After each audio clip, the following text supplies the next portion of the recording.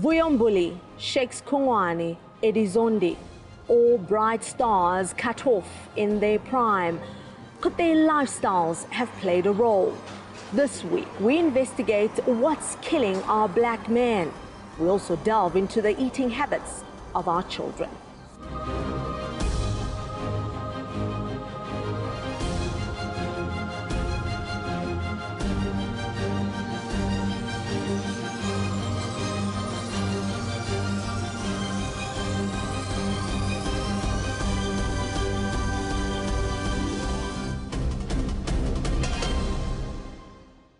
Lifestyle diseases in South Africa are said to be reaching epidemic proportions.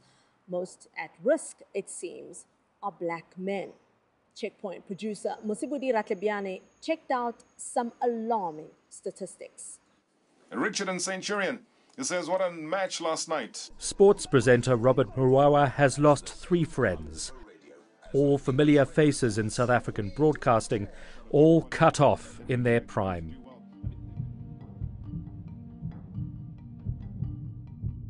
Here you are in the Free State watching a rugby game, and all of a sudden you collapse, you're taken to hospital, and you're declared dead. It's as stark as that.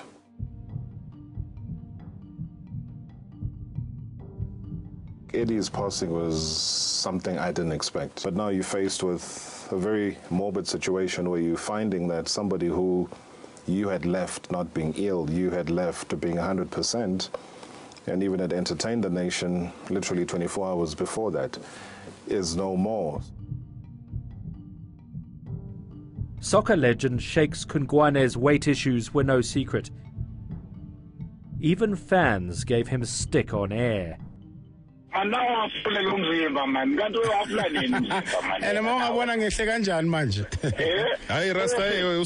lo muntu yo. No, Rasta, this man has lost something like 12 kgs. Okay, my man. Thanks so much, Baba. Sure. All right, got an email here from... 5 years after this conversation on Radio Metro, Shakes was dead. His brother Aaron says Kasi Flavor Shakes was a rebel on and off the field. He would sneak out maybe to have a bag or something, even though I'm feeling to so pre-match meal so he would just sneak out just to get whatever he wanted. He would say tomorrow will take care of himself. Yeah, but it's unfortunate that he had to die so quick. Shakes' death from diabetic complications has made Aaron more cautious about what he eats.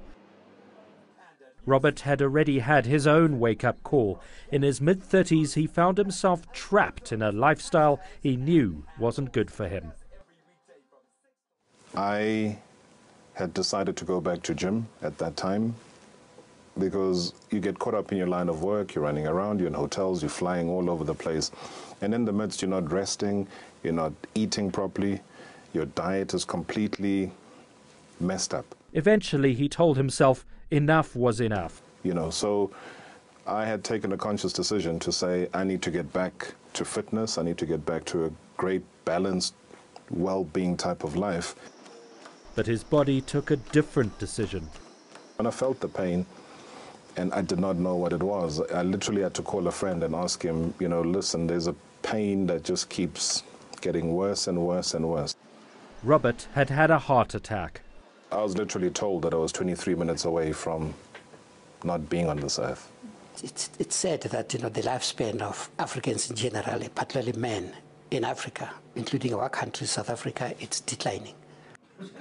Dr. Tiny Mahinga of the Men's Health Forum says lifestyle-related diseases are on the rise. And I'm talking here about hypertension, I'm talking about diabetes, high cholesterol, overweight, lack of physical activity, all those kind of things put together, including diet. Those are the things that affect us. It's very, very hard. Even now, sometimes I say, no, I go for them, understand? Yet knowing, this could be my demise. Research shows that over the past 50 years, fat intake has risen by 60% among urban blacks. Black South Africans have a stroke rate twice as high as whites. Doctors say few people are aware of their vital signs. Most people walk around without even knowing what their weight is. People walk around, they don't know what their blood pressure is. They walk around, they don't know what their sugar levels are. They don't walk around, they don't know what their cholesterol levels are. I call them a PIN number. You cannot walk into the bank and you want to draw money if you don't even know what your PIN number is. Those things are so important. Soweto businessman Thabo Modise had no idea he was living on the edge. Weekend, Friday, Saturday, Sunday, there was no sleeping.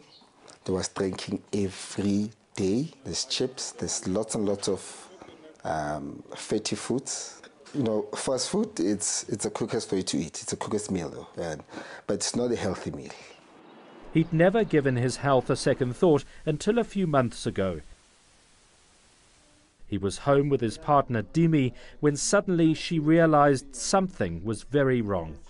He keeps saying he can't breathe. And then I look at him, his eyes are literally about to pop out. He's not sweaty or anything, and then I'm thinking it's an asthma attack. Thabo's lifestyle had caught up with him. I used to drink a lot. Did my friends and I, we go partying, come early in the morning. We hardly eat though, you know. We eat alcohol, that's what we do most of the time. That's what you used to do though. It took months of therapy to get him back on track. Months during which Thabo and Dimi realized how many black men his age were suffering the same thing.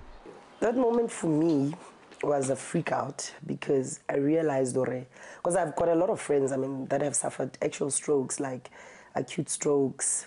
And from Khale, I would talk to Thabo about, we need to start with a healthy breakfast, because that's me.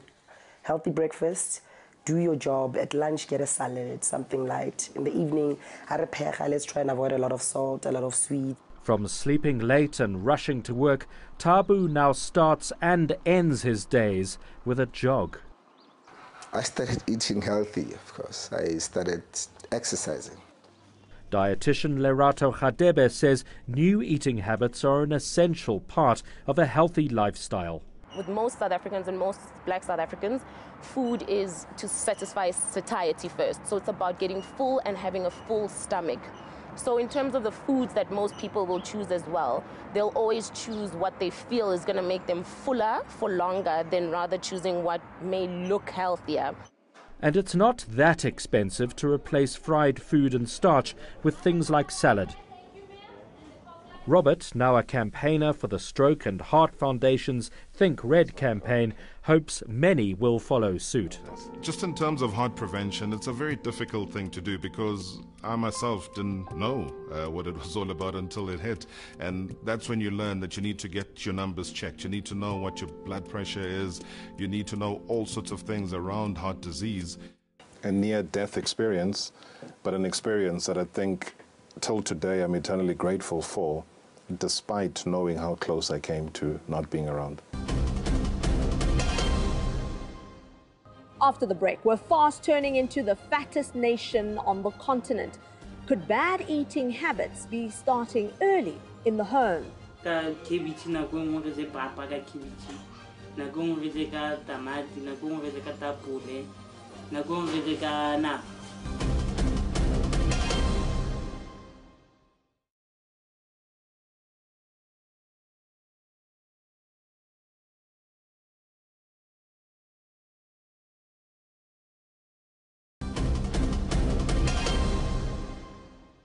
Malnutrition is a word we normally associate with emaciated children in famine-hit parts of the world.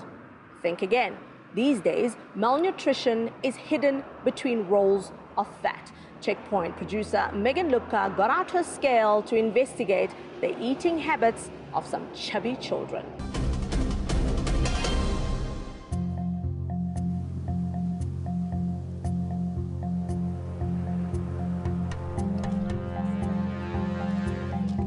Nurse Santo isn't your ordinary health professional.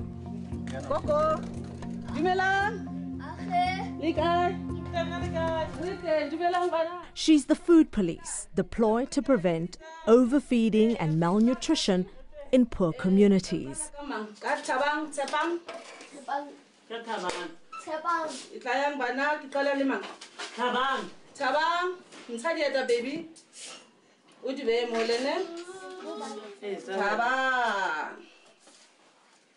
Emma mona baby a ke wa tseba go tlharetsa jwang ska e tshwareletsa o ya bokae wa hopola last time no o ya bokae o ya 23 kgs sheba kwa 9-year-old Thabang's inspection goes well. take mo fatsi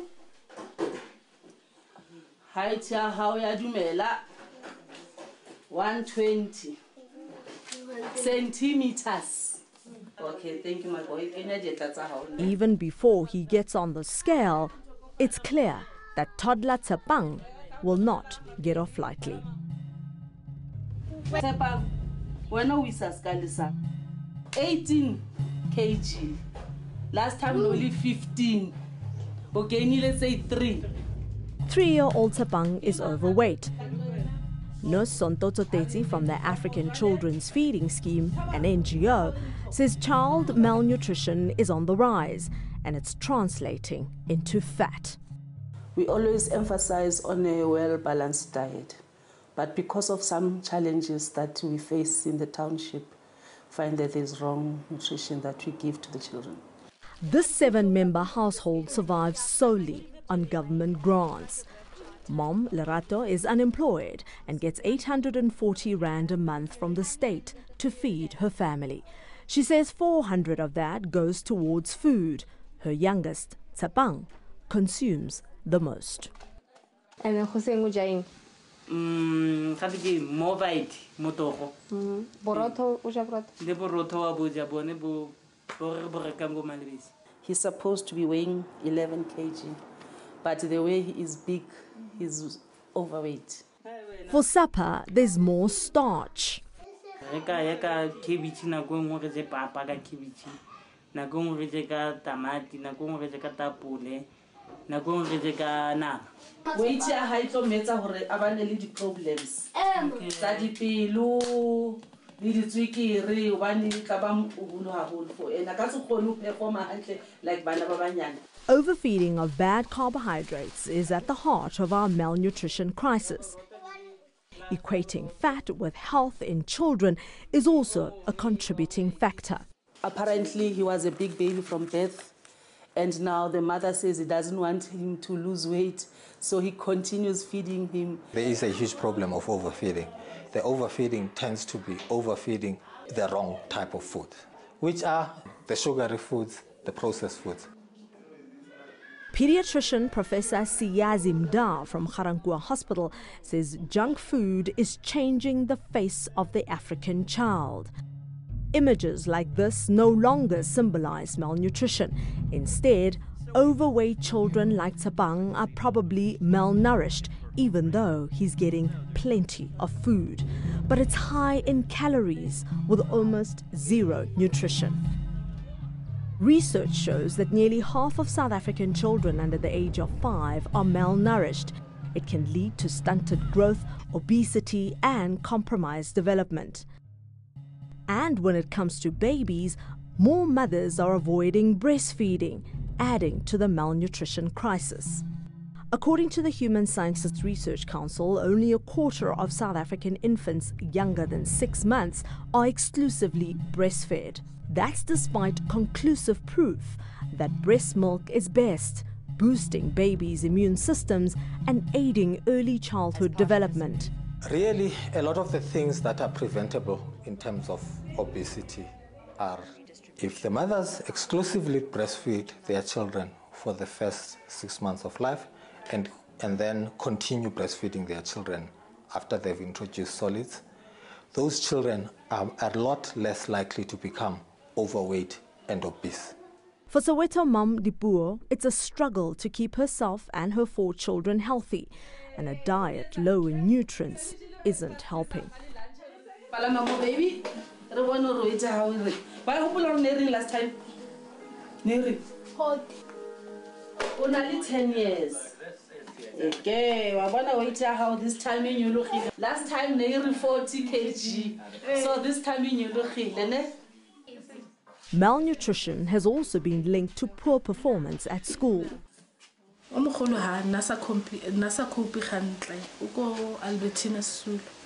Then second born uko muruta thuto ko zone 1 ko dimkwa. Lena nasa kopi hantle. Here in Middlelands, families are encouraged to grow their own food. Fresh is best. People who eat, I'm not going to mention any brand names, but people who eat certain types of processed food, you're more cool or you're less poor than people who are eating chicken that's been chased around the township, which is probably healthier and less likely to cause obesity, that chicken that's being chased around the township, compared to the more processed fast food outlets. Have a little vegetable patch where you grow your own vegetables. After the break, we check in to see whether toddler Tsepang and 10-year-old Katleho have lost weight. Last time her sister Zondi ana lemon, ngwana now he has 17 kgs.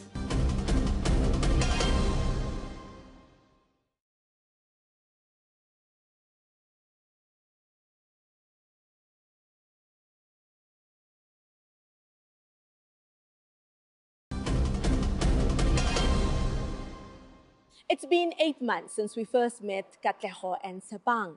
They've been monitored by the African Children's Feeding Scheme. Let's find out if it worked. In the townships, it's called Malibesi, Mothers with Milk, also known as the African Children's Feeding Scheme. It's been active since the 70s, when malnourished kids were skinny rather than fat. Executive Director Pindile Hlalele says there are still as many kids in need of nutrition. We identify children that are malnourished, orphans, children heading families, HIV infected and affected, and children that come from poverty-stricken families. These children come to us through the referrals from clinics. Some are referred by community members who know Malibesi for quite a long time. Volunteer nurses like Sister Smangele are the eyes and ears of Malibesi on the ground. Checkpoint caught up with now 3.5-year-old Tsepang, whom we last visited in December to see if he'd lost weight. We were shocked to discover that he'd gained from 17 kilograms to 22.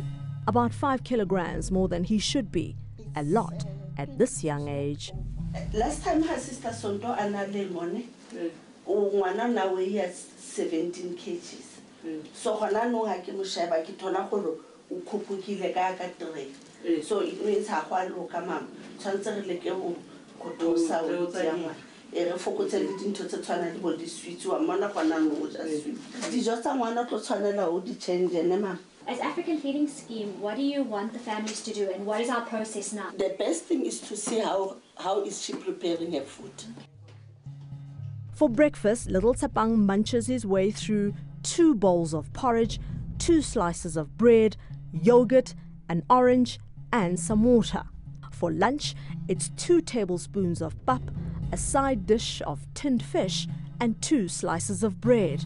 Throughout the day, he nibbles on snacks like chips and biscuits, and for dinner, there's more pap, vegetables and a sweetie before bed. Perhaps 6 monthly checkups just aren't enough. Is it good enough just to come every 6 months? Because obviously this kid is still picking up weight. What needs to be done? Absolutely no. I think Sister Zondi used to come after 6 months. But now, because you can see there is no progress, instead the boy is growing bigger and bigger. The best thing, Sister Zondi, I'm going to tell her, she's going to come here every month monitoring the boy and the diet of the baby. Hopefully things were different for 10-year-old Katleho, whom we last saw 7 months ago. 54. Oops, she's put on 10 kilograms. De Boer is shocked and says it must be the stress of school that's making her daughter overeat. Hangata bana ha ba ja gagolo ba na le like hana le stress sa ko sekolong o ja over hana le di homework tse dingata o ja over ha dutse like ha ba dutse ba batla go ja go rantsa bala ka mowaja hantsa bala ka mowaja then o tsena a jele dijo tse dingata tse di sa tshwanela gore a ba di jele tse di mo cosetsang overweight. You feel you're going to be more stricter now that you're going to be monitored every month? Ke tlo ba strict yana o tla ja gantle o tla ja dijo tse di lekaneng. Perhaps the Malebisi nurses simply aren't lean or mean enough. We asked Executive Director Pindile Hlalele. They are overweight themselves. Couldn't that be part of the problem? Others, is their weight, that is their inborn weight, if I may put it that way. But when you tell a child that the child has gained weight and you are overweight yourself, it's almost like they're saying, do as I say and not as I do.